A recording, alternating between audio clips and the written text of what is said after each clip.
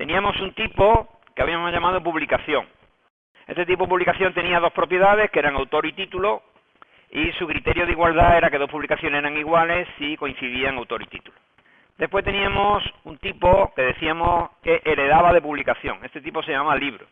Y tenía tres propiedades consultables más, que eran precio, número de páginas y temática. Temática era un tipo enumerado, que era nuevo, lo habíamos visto por primera vez, y que podía tomar los valores que veis aquí: ficción, poesía, ensayo, historia. Entonces habíamos estado discutiendo qué era un tipo numerado, cuál era su utilidad, y habíamos estado también hablando de que precisamente el concepto de herencia significa que un libro, además de los atributos que tiene de por sí, precio, número de páginas y temática, también heredaba, de ahí el nombre de herencia, los atributos que tuviera publicación. Por tanto, un libro tenía 5 atributos, que eran los 2 que tenía de publicación, autor y título, y los 3 que aportaba propiamente el libro.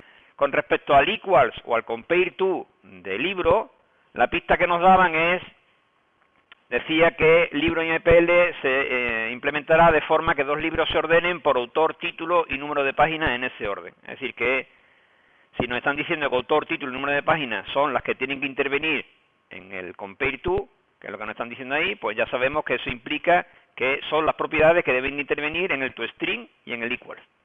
Por tanto, nosotros habíamos abierto un proyecto en Eclipse y teníamos la interfaz publicación. La interfaz publicación solo tenía dos métodos get para las propiedades autor y título.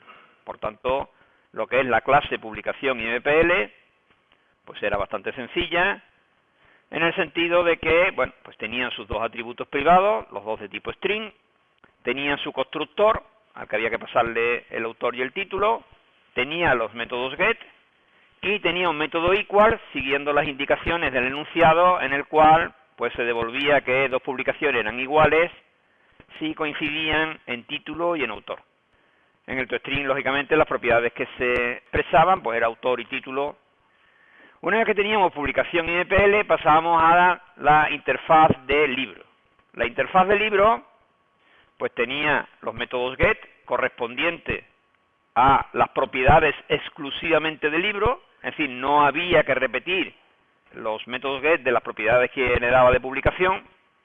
Tenía su método set y tenía el método modifica precio para, dado un porcentaje, modificar el precio en ese porcentaje. Si nos fijamos, cuando estamos heredando, decimos que el libro extiende a publicación. Es decir, que la interfaz libro es una herencia, una clase hija, en este caso una interfaz hija, de la interfaz publicación. Una vez que nosotros tenemos la interfaz libro, tendríamos que construir la clase libro y MPL. Cuando construimos libro y MPL, como superclase debo poner publicación y MPL, y como interfaz debo de añadir la interfaz libro. De forma que al construir la clase me quedará hecho. La clase se llama libro y MPL, su clase padre es publicación y MPL, y implementa la interfaz libro. Una vez que nosotros hacemos estos pasos, efectivamente se me crea la clase libro y MPL, que su cabecera es así. Es decir, la clase libro y MPL extiende o hereda de la clase publicación y MPL e implementa la interfaz libro, en ese orden. Primero extiende y después implementa. Entonces, una vez que nosotros teníamos libro y MPL, esa clase, pues lo que hacíamos es, añadimos los atributos que corresponden solo al libro, es decir, los exclusivos del libro. Con respecto a temática, como hemos dicho, temática era un tipo enumerado. Para crear un tipo enumerado, nosotros nos vamos a la opción New y hay un tipo especial que es enum. Entonces, en enum nosotros nos crearíamos, en nuestro caso se llamaría temática, y sería una cabecera como la que veis aquí. Y lo único que tendríamos que hacer es, separando por comas, las etiquetas correspondientes al tipo enumerado. Una vez que nos vamos a la clase, como siempre, una vez puestos los atributos, los siguientes serían los constructores. Le dimos a libro y MPL dos constructores. Uno que recibía, por supuesto, autor, título, precio, número de páginas y temática, que es este de aquí arriba, y otro que parecía más cómodo, que para crear un libro, la temática no se la dábamos como una etiqueta, sino se la dábamos como una cadena de caracteres. Tendríamos dos constructores, ya sabéis que a una clase se le pueden dar de todos los constructores que quiera, siempre que tengan parámetros diferentes, o bien en número o bien en tipo. Y lo especial que tenía el constructor de una clase hija es que la primera sentencia debe ser una invocación al constructor de la clase padre. Esa sentencia, para construir el objeto padre, por así decirlo, se hace llamando a la palabra reservada super, que en este caso es al método constructor de la clase padre. Esto no es nuevo porque ya lo habíamos visto, por ejemplo, cuando implementamos una excepción. Cuando implementamos una excepción, que fue el primer caso de herencia que nosotros vimos, por ejemplo en medicamentos, la excepción precio menor que cero, si os acordáis, nosotros decíamos excepción precio menor que cero extiende a runtime exception, que es una clase que ya trae Java. Entonces, en aquel momento yo dije, bueno, para construir el objeto de la clase excepción precio menor que cero, lo que tenemos que hacer es invocar al constructor de la clase runtime exception. Y lo que hicimos fue poner super. Aquí estamos invocando al constructor sin parámetros y aquí estamos invocando al constructor con un string. Bueno, pues eso mismo es lo que estamos haciendo en libro IMPL. En el libro IMPL lo que estamos haciendo aquí es invocando al constructor de publicación. Si sabéis manejar un poco el debugger de Eclipse, que yo lo aconsejo que lo manejéis porque ayuda a comprender bien cómo funciona un programa en Java, si construís un libro y hacéis paso a paso la ejecución de este conjunto de sentencias del constructor de libro, cuando se invoca a super, lo que se está haciendo es, se va a la clase publicación IMPL y lo que hace es esto. Es decir, está invocando al método constructor de publicación. Vamos a intentar hacerlo para que lo veáis. El debugger funciona poniendo lo que se llama un breakpoint. Un breakpoint se hace a partir de aquí, Control-Shift-B o directamente en el menú, aquí. Y eso lo que hace es poner un punto de ruptura. ¿Veis? Que se marca aquí con un pequeño circulito a la derecha. Eso significa que cuando llegue esa línea, la ejecución del programa se va a parar. Entonces, si queremos ejecutar un programa paso a paso y que se pare en esa línea, en vez de darle al control F11 o a la tecla de run, le damos a debug, que es F11. Entonces, si le dais a debug, me dice que si quiero cambiar la perspectiva, para que no sea la perspectiva de construcción de software, sino la perspectiva de debug, le digo que sí. Y entonces la perspectiva de debug, como veis, lo que sale aquí es qué programa se está ejecutando. Aquí salen los valores de las variables que en ese momento existen. Ahora mismo la única variable que existe es LB, que es este libro que me he creado aquí arriba.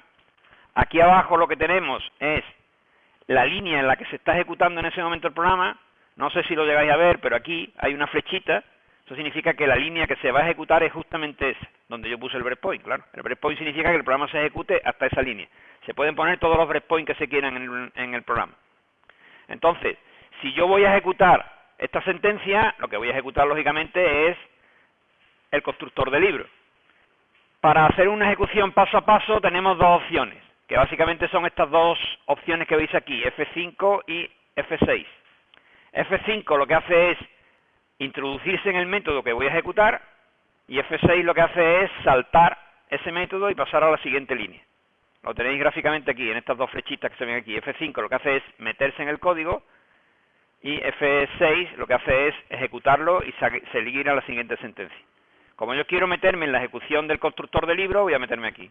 ¿Y dónde se ha metido? Pues claro, lógicamente se ha metido en el constructor de libro. Fijaros que ha saltado de test librería a libro IMPL, al código de libro IMPL. ¿Qué tengo aquí? Pues fijaros, aquí lo que tengo son las variables que en ese momento tengo definidas. Yo veo que A, que es el autor, es Quevedo, que TT, que era el título, ese es Vulcón, que el precio es de valor doble y su valor es 12,45, y así sucesivamente yo podría mirar todos los valores de la variable. Por ejemplo, el número de páginas pues es 234. Lógicamente el debugger me sirve para comprobar que el programa esté haciendo lo que se supone que debe hacer en caso de error. La flechita de ejecución del programa se ha parado aquí. Lógicamente es la primera sentencia del constructor de libro IMPL. ¿Cuál es la primera sentencia? Pues la primera sentencia es super. Si yo le doy de nuevo a que se introduzca dentro del debugger, si que haga F5, ¿a dónde se viene? Pues lógicamente a donde os dije. Se viene al constructor de publicación IMPL. ¿Cuánto vale A? Pues A vale Quevedo. ¿Cuánto vale T? T vale el Buscón. Si yo le doy a seguir ejecutando, Entonces, ahora va a hacer autor igual a A, ahora va a hacer título igual a T, ahora se va a ir del constructor de publicación, ¿y a dónde vuelve? Pues a la siguiente sentencia que teníamos después del constructor de libro. Entonces, ¿qué es lo que hemos visto? Pues como os decía, voy a parar esta ejecución ya. Para pararlo le dais aquí al botón de stop, y para volver a tener la visión, el entorno tal como estaba, pincho aquí en el entorno Java Perspective. ¿Qué es lo que hemos comprobado? Pues lo que hemos comprobado es exactamente lo que os estaba diciendo. Es decir, que cuando yo construyo un libro, la sentencia super ATT lo que se hace es venirse a publicación y MPL y ejecutar el constructor de publicación. Con respecto a cuando pasábamos una cadena de caracteres al constructor, la diferencia es que para convertir una cadena de caracteres en una etiqueta del tipo temática, teníamos que invocar al método valueOf. ValueOf es un método que proporciona el tipo numerado, en nuestro caso temática, que le pasamos como argumento un string y nos devuelve un valor convirtiendo ese string a una etiqueta del tipo temática. Respecto a lo demás, bueno, pues respecto a lo demás es lo mismo de siempre. Tenemos el get precio, el get número de páginas, el get temática, el set precio. Por supuesto, no tenemos que implementar ni el get autor ni el get título. Y teníamos nuestro método modifica precio, que le pasábamos un entero con un porcentaje. Bueno, y con respecto al método toString, bueno, pues el método toString lógicamente debe de añadir la propiedad número de páginas. Y sabemos que hay tres métodos que tienen que estar íntimamente relacionados, que son toString, equals y compareTo. Y que los atributos que se manejan en esos tres métodos deben de ser iguales. Es decir, si aquí me están diciendo que el compareTo debe de ser por autor, título y número de páginas, pues eso no significa que esas tres propiedades deben de estar en el equals y deben de estar en el toString. Las dos primeras, es decir, autor y título, ya las tenemos de publicación. Entonces ahora nosotros lo que hacemos es reutilizar el toString de publicación en el toString de libro. ¿Cómo? Por ejemplo, lo que hemos hecho ha sido crear una cadena en el que entre corchetes aparece el toString correspondiente al libro, que recuerdo era entre paréntesis autor título, y a continuación pues el número de páginas con el mensaje número de páginas por delante. Todo eso encerrado entre corchetes. Y ese es el toString de libro. Entonces, si nosotros ejecutamos este pequeño test que tenía aquí, lo que hacía es pues crearme un libro que era el Buscón de Quevedo con 234 páginas y que su precio, que inicialmente era de 12,45, pues al modificarlo un 10%, su nuevo precio es 12,25 o 11,25.